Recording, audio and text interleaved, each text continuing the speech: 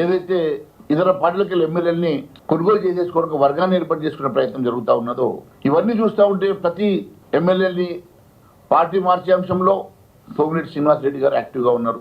ఏ sub కమిటీలో అయినా పొంగులేటి శ్రీనివాస్ రెడ్డి గారు యాక్టివ్గా ఉన్నారు. ఈరోజు ఏ కాంట్రాక్ట్లో కూడా పొంగులేటి శ్రీనివాస్ రెడ్డి గారు యాక్టివ్గా కనబడుతూ ఉన్నారు.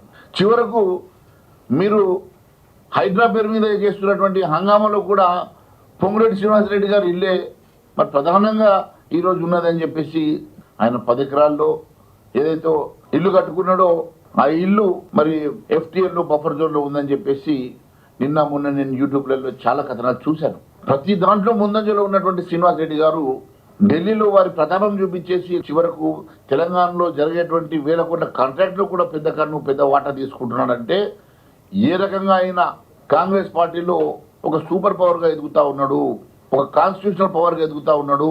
ఖచ్చితంగా ఈయన చేసేటువంటి పవర్ టాక్టిక్స్ ఏవైతే ఉన్నదో పూర్తిగా హైదరాబాద్ నుంచి ఢిల్లీ వరకు ఆయన కదలికల మీద మరి మాకు అనుమానాలు వస్తున్నాయి.